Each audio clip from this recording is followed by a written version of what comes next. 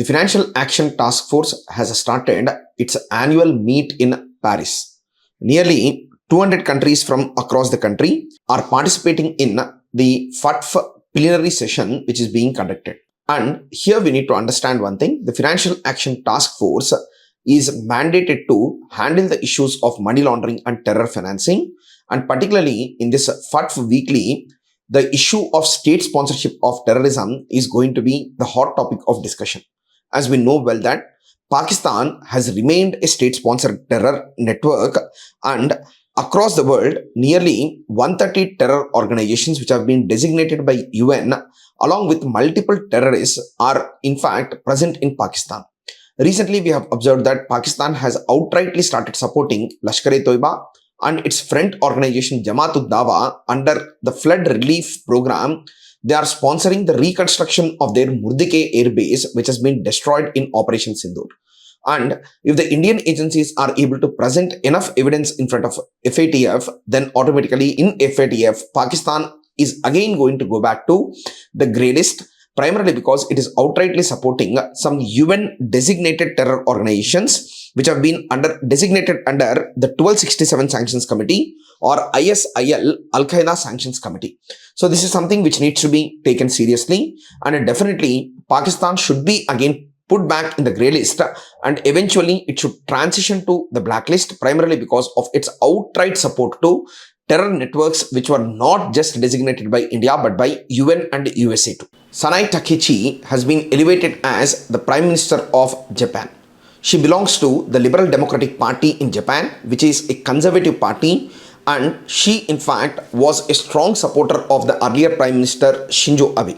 She is being called as the new Margaret Thatcher in Western media, primarily because of her conservative ideology which is based on anti-globalization, anti-immigration, and her support to Japan First concept.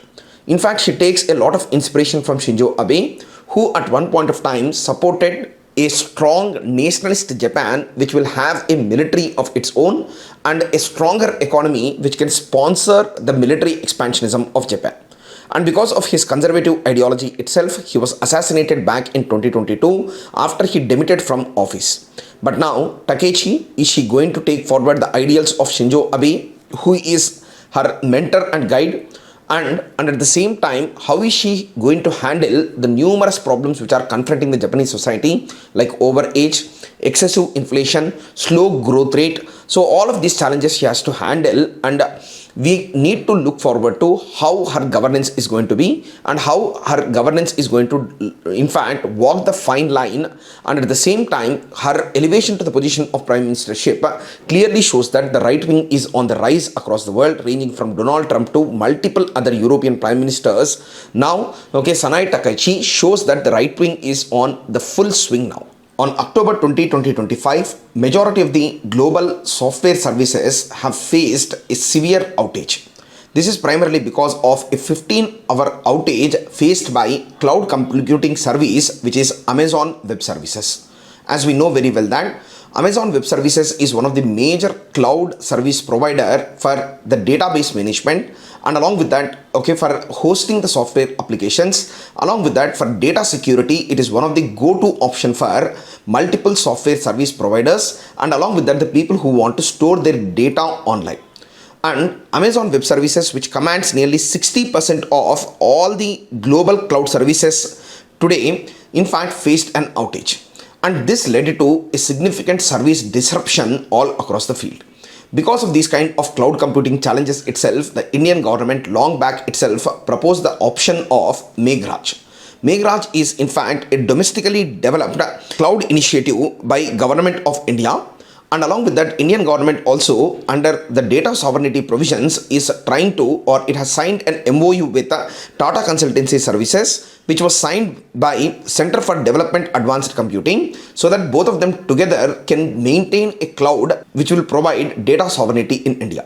As more globalization happens, more data interflow happens, definitely there is a need for us to control our data, as we know that data is the new oil, and Amazon Web Services, which is a global provider, it is facing such outages, then naturally it is going to be a cause of concern. And if we have a domestic cloud of our own, then the chances of disruption are going to be low. Indian President Draupadi Murmu is going to attend the centenary celebrations of Sri Narayana Guru's Mahasamadhi from 23rd October 2025 in Kerala.